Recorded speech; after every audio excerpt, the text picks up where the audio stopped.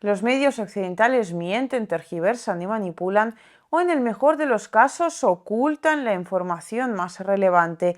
Así que aquí estamos nosotros, un día más con esta nueva entrega de Desmintiendo la propaganda occidental.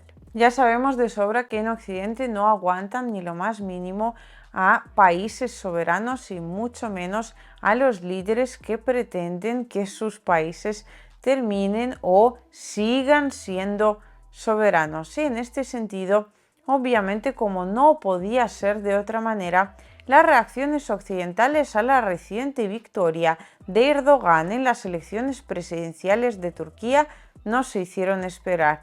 Turquía eterniza a Erdogan, las elecciones en Turquía no fueron del todo democráticas, bueno, todo tipo de insinuaciones en general sobre lo autoritario y terrible que es el régimen que actualmente hay en Turquía. De hecho, la Organización para la Seguridad y Cooperación en Europa, la misma, por cierto, que estuvo negociando aquellos acuerdos de Minsk, que de hecho supervisaba el cumplimiento de los mismos en Ucrania, que ya veis exactamente dónde terminó.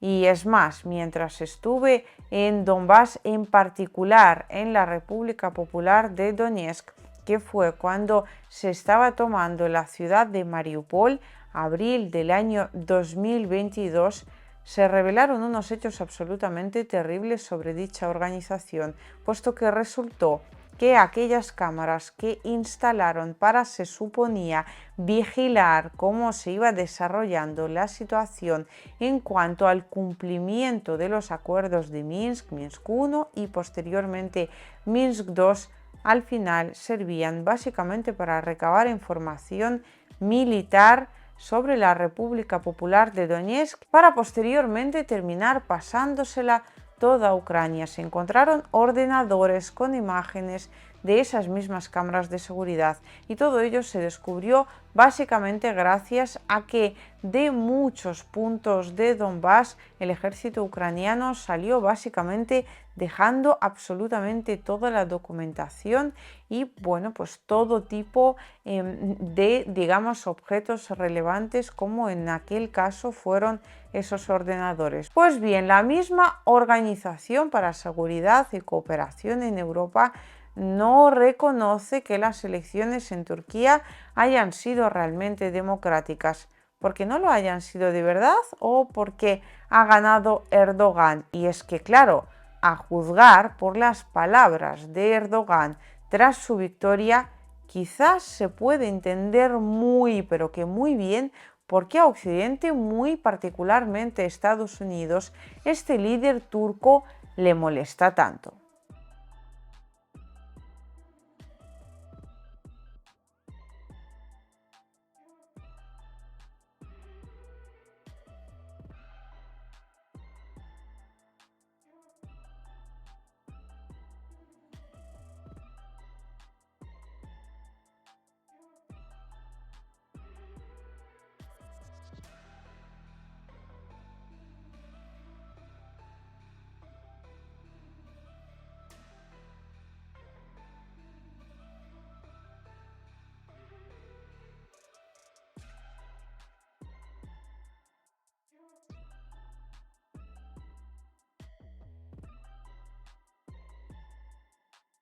Si a estas declaraciones le sumamos el hecho de que Turquía actualmente es parte de la OTAN y además ha sido precisamente el país que no les ha puesto las cosas nada fáciles ni a Finlandia ni a Suecia. Y si bien Finlandia terminó entrando en la OTAN, Suecia todavía sigue esperando su turno, aunque el plan inicial era que lo hicieran juntas.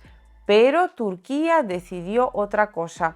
Además, Turquía es el país más interesado en el famoso acuerdo de granos, como también es el país que, gracias a su inmejorable relación con Rusia, consigue un mes tras otro que dicho acuerdo se prolongue. Es cierto que esta vez podría ser la última, pero también es cierto que Turquía podría volver a intentarlo e incluso conseguirlo. Y no, aunque Turquía no es que sea un aliado directo de Rusia, sino que lo que es básicamente un país que quiere defender su independencia y soberanía y por lo tanto quiere negociar tanto con Occidente como con Rusia. Además, teniendo en cuenta que las sanciones occidentales al final necesitan de algún punto para saltarse a sí mismas o para que Occidente pueda seguir saltándose sus propias sanciones, Turquía se vuelve absolutamente imprescindible, a la par que se vuelve absolutamente de oro. Vamos, Erdogan es algo así como el rey Midas turco, puesto que el país no para de enriquecerse a costa del tremendo error occidental de imponer sanciones contra Rusia, puesto que ahora todo lo que tiene que ir a Rusia o venir de Rusia suele pasar a través de Turquía, sobre todo la exportación a Rusia. Pero vamos, también se está planteando a día de hoy un acuerdo entre Rusia y Turquía para que esta pueda ser como una especie de hub para el gas ruso que pudiera seguir entrando en Europa. Vamos, el proyecto que en principio tenían Rusia y Alemania, pero Biden decidió otra cosa. Olaf Scholz no supo defender la soberanía del país propio y por lo tanto el lugar de Alemania a día de hoy lo ocupa Turquía. Y claro, los medios occidentales no podían perdonarle a Erdogan ni la victoria ni tampoco su buena relación con Rusia, muy particularmente con Vladimir Putin. Y de hecho aquí con la victoria de Erdogan pasa una cosa absolutamente curiosa a la par que tremenda, y es que en Occidente, o sea, a los medios occidentales, básicamente les da igual lo que haga un líder que no les cae bien o les han dicho desde arriba que no debe caerles bien, puesto que cuando Erdogan gana las elecciones resulta que no son del todo democráticas. Si las hubiera perdido, hubieran dicho que vaya mala calidad de líder, por no llamarlo de otra forma, de color marrón. Lo mismo exactamente pasa con Rusia. Cuando Rusia lleva a cabo ataques masivos contra objetivos estratégicos en Ucrania, es el país más bárbaro del mundo.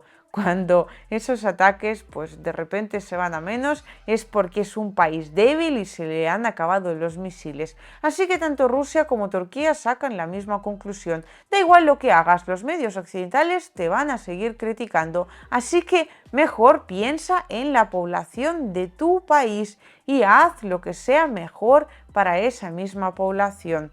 Y claro, por eso Turquía sigue negociando tanto con sus socios de la OTAN como con Rusia y manteniendo esa muy buena relación personalmente Erdogan con Putin, y tanto es así que Putin de hecho ya le ha felicitado por su reelección. Estimado señor Erdogan, querido amigo, acepte mis sinceras felicitaciones con motivo de su reelección como presidente. La victoria en las elecciones fue el resultado natural de su abnegada labor al frente de la República de Turquía, una clara muestra del apoyo del pueblo turco a sus esfuerzos por fortalecer la soberanía del Estado y aplicar una política exterior independiente y autónoma.